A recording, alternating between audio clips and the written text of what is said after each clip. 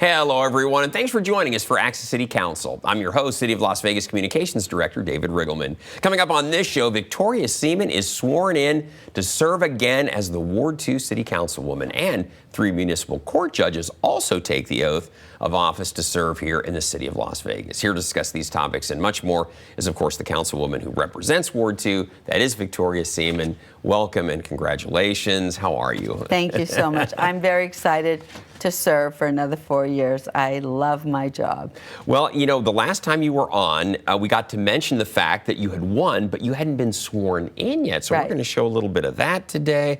You had some other colleagues, other elected officials being sworn in on that same day. We'll show that as well. But in the meantime, you and I know Ward 2. That's where we live, right? But for those of you out there that don't know where Ward 2 is located, well, don't worry, we're going to show you right there on the map. If you live in that orange area, then you are in Ward 2 and you're represented by Victoria Seaman on the City Council for the next 4 years. Of course, if you're in that area, work in that area, you're in the city limits of the City of Las Vegas.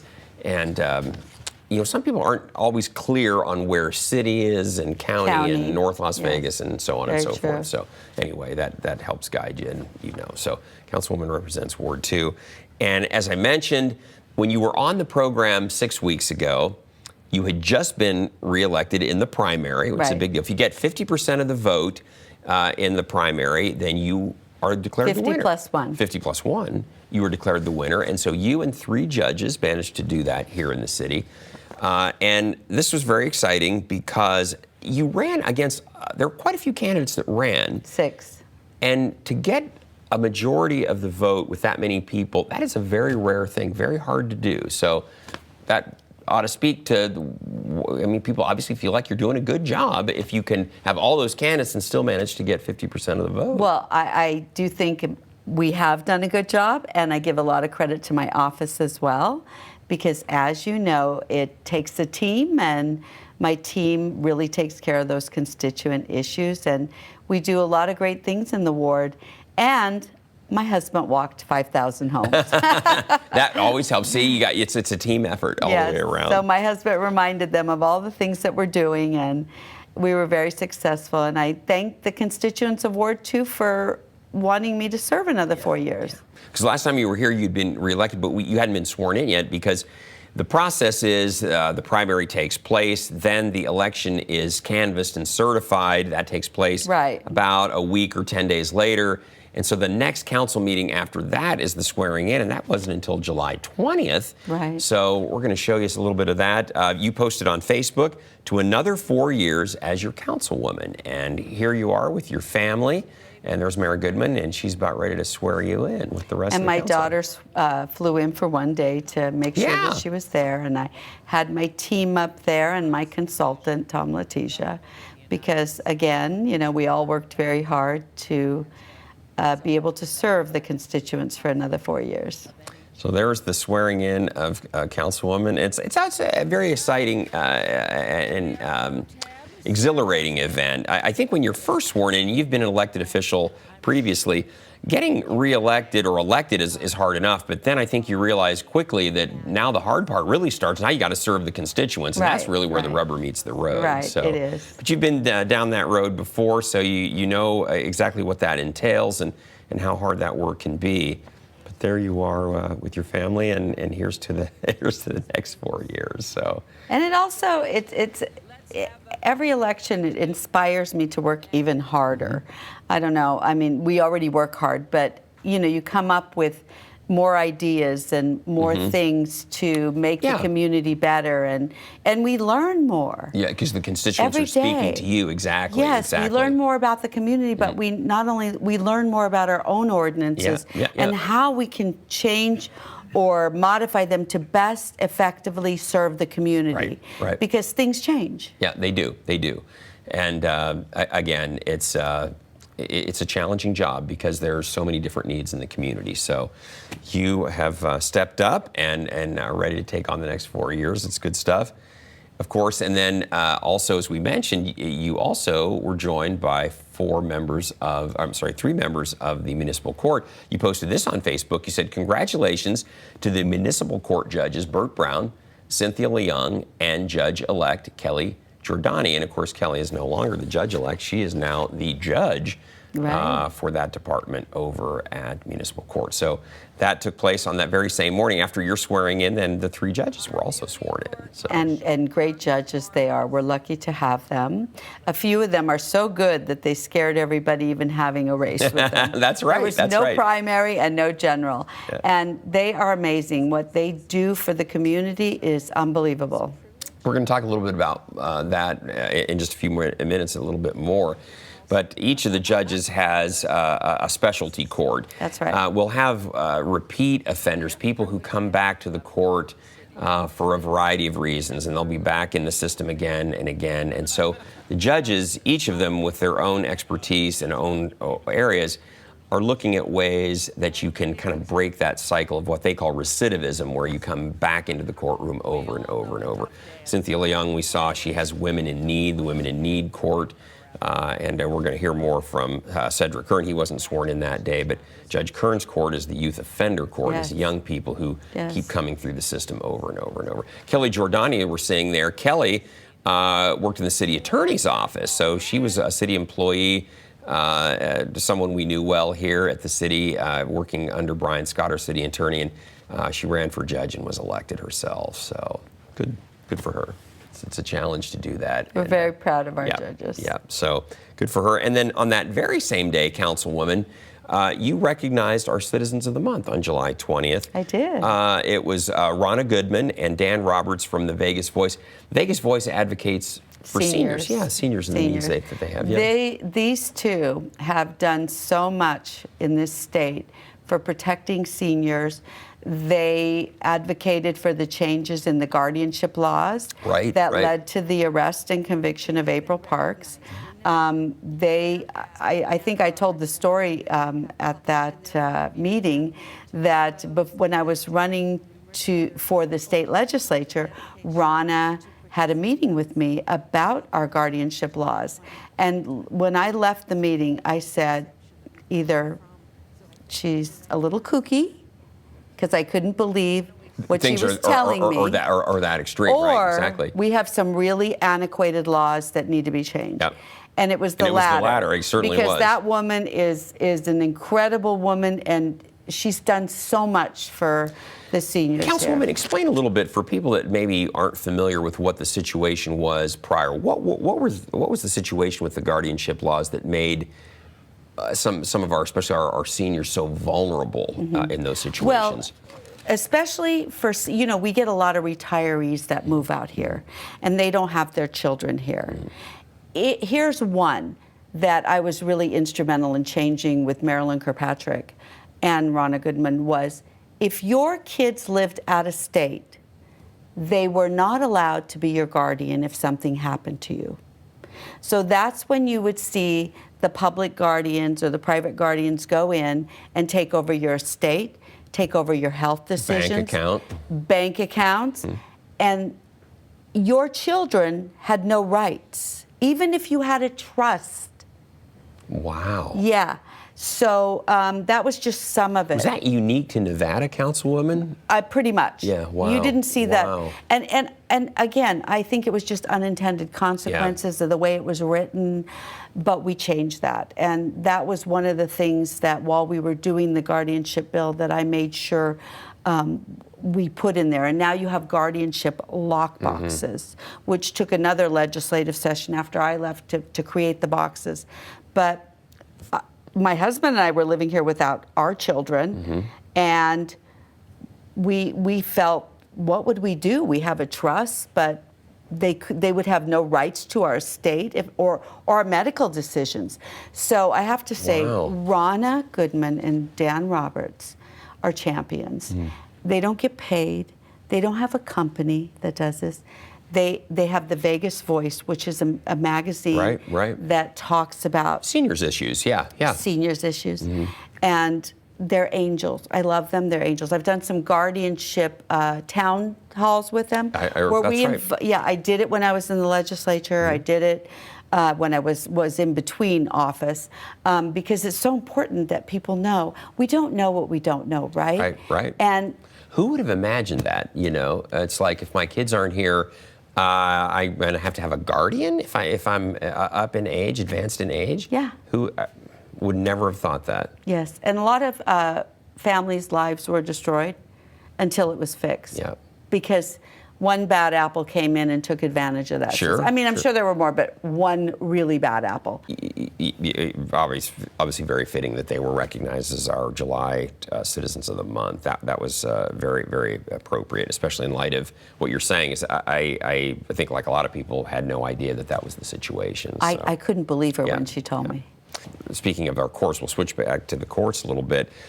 You posted this on Facebook. You said, my office was honored to recognize the graduates of the Youth Offender Court program, or YO Court, by presenting them with a certificate of recognition from the mayor and the city council. And again, this is what we were talking about a little earlier.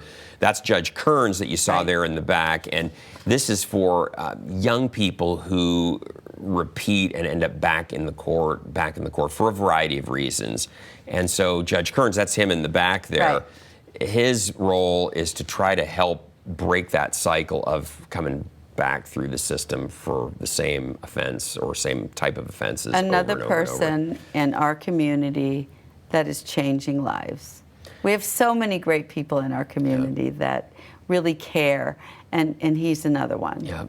People may not realize, again, we touched on this a little earlier, but we have a specialty court for women who repeat, generally on prostitution charges, that type of thing, sometimes drug charges. Youth, same thing. We have a court for homeless, Right. often homeless people. Veterans. And veterans as well, yeah. Yes. And of course, the usual things, traffic court, a lot of the cases, people are coming through for various types of moving violations. And these too. are rigorous programs, and they choose people that they feel are ready for this and want to change, and they have really changed lives. Yeah, they really have. I love this. I mean, I think that this is the model across the country. It is, and it's funny you say that, because different courts around the country have tried to emulate what we've done here in Las Vegas, invited those judges to come and speak and explain, how does this program work, what would it take to basically start a program like that in our community. The idea is that rather than just throw someone back in jail, raise the fine, Right. and repeat the cycle, it's like, how do we break this cycle of them getting in trouble over and over and over again? Especially for these, small incidences of, drug abuse. They're misdemeanors versus felonies, right? Yeah. Right. I right. mean, I think with felonies, we should put people in jail. Yeah. But for these, sex trafficking, drug offenses, we need to help them. Yeah, these are typically misdemeanor charges And things that are hurting themselves more than anyone very, else. very much the case. Yeah. Kind of that self-destructive behavior that lands them back in front of the judge. Correct. And so often drug-related, that's often the kind of the culprit. So it's how do you break that addiction cycle, help them get out of that. And it's amazing the success that the programs have had. These people who've been through, whether they're young people or older people, veterans or homeless, it's been amazing how well the programs have worked. So credit to our judges. And our municipal court, if you're not aware, is just literally not directly Across the across the street, but street. catty corner Almost, from City Hall here in the downtown. So, and Councilwoman, not only did you recognize the judges from our municipal court, but you also recognized one of our district court judges, Michael Villani, 15 years on the bench, and he retired here recently, and you recognized him. Yeah, I'm a little sad about that because he's such an amazing judge, but it's time for him to go and enjoy some free time. Yep. But he's done amazing things for our community and well-deserved recognition for him. Yeah, served on the bench for quite some time. And, I think people don't realize, not only for the district court judges, certainly in our municipal court, the caseload that the judges have is just staggering, the number of cases that come before them. It is a very difficult job because you're hearing so many cases over and over and over and over. And they can range from criminal cases to civil cases. It's tough. It is tough. You better be ready to roll up your sleeves and work because the cases are just going to keep coming at you. Is that why those robes have kind of short sleeves? Yeah, right. So congratulations to him on his retirement. Yes. And we wish him well. Wish him all the very best. And then, Councilwoman, this is interesting. You have to tell us more about it. The Las Vegas Metropolitan Police Department, their foundation had an event for women? Yes, but men and women both go. Yeah. So this is the second year they've had this special event. I mean, the foundation has all kinds of events, but I mean, at this particular restaurant in Ward 2, it was kind of like a mingle at Chinglish. Oh, yeah, I know where that has been there because I learned about it on your on my Small Business Saturday. Right? Yeah. And so this was their second year there, second event, and it was a wonderful mingle, and they raised money, the LVPP Foundation for Women, Metro Women, and it was just wonderful. And so I usually share the event on my social media, so I'll be doing that at the next one, and I encourage people to come out, meet some of these wonderful Metro women, and but men and women both come to the event and mingle, and it's a lot of fun.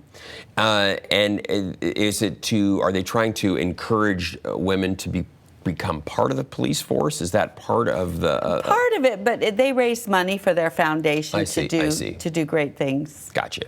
And look out for the officers in the community. Well, very good. And then speaking of things going on in the community, you've been doing this since you've been in office. You have your Breakfast Buzz and Ward 2 Biz. You posted this on Facebook. You said, today we had a very busy morning with our Breakfast Buzz and Ward 2 Biz at Charlie's Lakeside.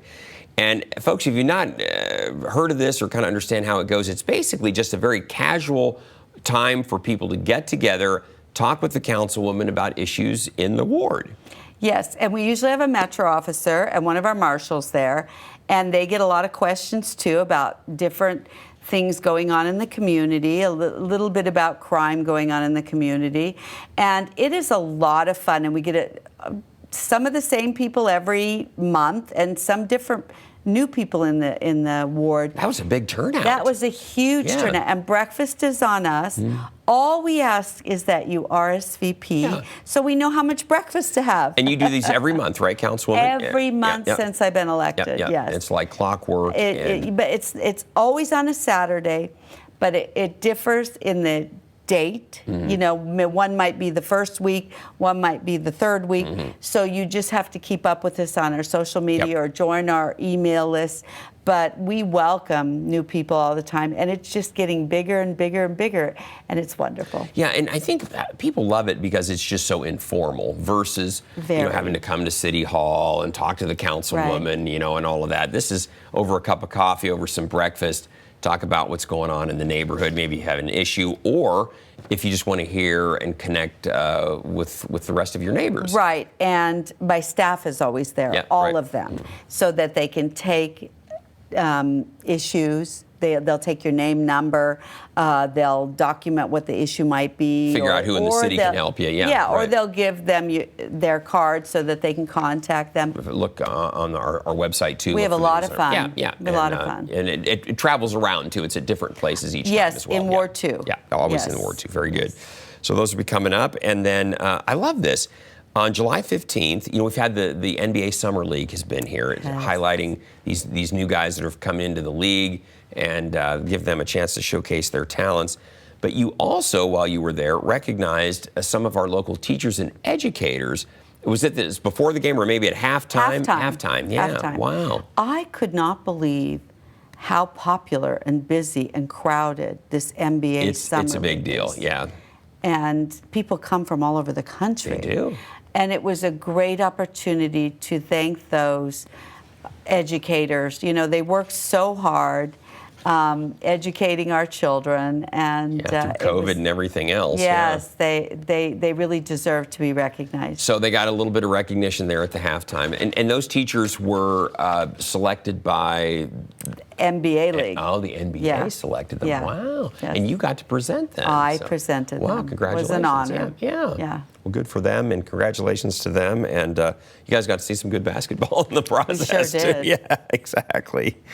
And then, Councilwoman, since you've been on last, hey, we had the 4th of July, and we got to do the parade this year out in Summerlin. You posted this on Facebook. You said, congratulations to the Howard Hughes Corporation and the Summerlin Council on a fantastic 4th of July parade. And, we're making a big deal out of this because with COVID, it was virtual one year, I think, wasn't it? We didn't really have a parade. But this year, it was the real deal. And it was packed.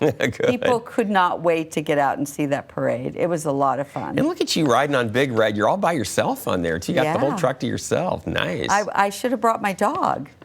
Seriously.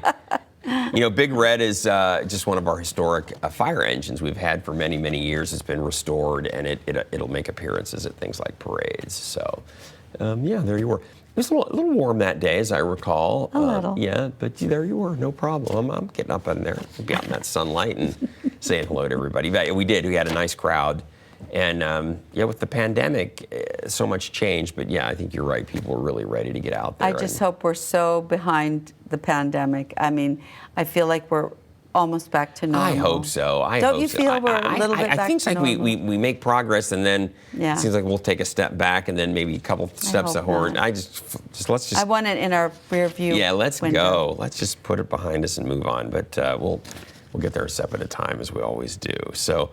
And then, Councilwoman, I want to mention, this is really important, September is National Recovery Month. And so you're going to have a special event here at City Hall on September 2nd for National Addiction Recovery Month. And this is open to the public. This is especially geared toward people who own small businesses who have larger business. But people who are in business, it really to understand how to help your employees who may be facing an addiction issue. Yes, and it's a good way to come out and meet people and talk about the issues and be educated. I'll be there, my staff will be there, and we're looking forward to meeting people and talking about this very important issue and helping businesses so that they can help their employees. Right. And Councilwoman, I think it's very fitting. You've talked about this. By doing that, the business helps the employee, but they also help their own bottom line. They help the community. Because addiction, you've talked about this, addiction really affects every single one of us. Every one of us. Even if you don't have a family member, you have a friend. You may have a friend. You have an aunt. You have someone who suffers from addiction. Maybe a coworker, maybe the driver you're encountering on the road. So, good stuff. So again, that's going to be September 2nd here at City Hall in Council Chambers. It starts, there's going to be kind of a meet and greet at the beginning around noon, but it really gets underway for all intents and purposes at 1 o'clock that afternoon. Yes, and there'll be multiple ways to sign up for it. You've got the square right there on the screen, but you can also call my office. You can go on our social media. We'll be putting that out quite a bit, so you can sign up. Yeah, and again, it's free, open to the public. We just want to get some right here at City Hall. Yeah. Chambers is large, we have plenty of room in there, and it'll be a good discussion. You've been involved for a long time in addiction awareness. I think since you've been on the city council, definitely. Probably before that too. Yeah. So. Well, like we say, we've all been affected by it. So important issue for everyone. Yeah, it'll be a good discussion. And again, if you're interested in coming out, if you know a small business owner, probably mention it to them, let them know, because they may want to attend. It'll be just a short time of their day. You'll learn a lot on and we're going to have fun. Yeah, exactly, and have fun in the process. I think we're having food too. There you go. Food is always good. So. All right. Well, Councilwoman, we're just about out of time here, but we want to tell everybody out there, hey, we always want to hear from you. So if there's something you'd like to share with Councilwoman Victoria Seaman, you can find her on Facebook, Twitter, and LinkedIn. You can also contact her by picking up the phone. The number is 702-229-2420, or send her an email. Her address is ward2@lasvegasnevada.gov, and she or one of her great staff will get right back to you and point you in the right direction on what you need. Sometimes it's not our issue. Sometimes it's a different government entity or different organization. But we'll still help them get there. We'll plug you in and get you routed in the right direction. That happens all the time. Exactly. Happy to do so. Exactly. Well, Councilman, great to have you here. We'll have you back in 6 weeks with another update from Ward 2. In the meantime, congratulations on your next 4 years. Thank you. I'm glad to be here for another 4 years. Okay. And we're glad you're here, too. Don't miss our next show beginning on August 18th with Ward 5 City Councilman Cedric Creer. You can now catch all of our KCLV shows on Apple TV, Roku, and Amazon Fire. Also, watch for our QR code during the closing credits of this show to download and subscribe to our newsletter. Don't forget, you can watch us live on the internet at kclv.tv. Thanks for joining us, everyone. We'll see you next time around.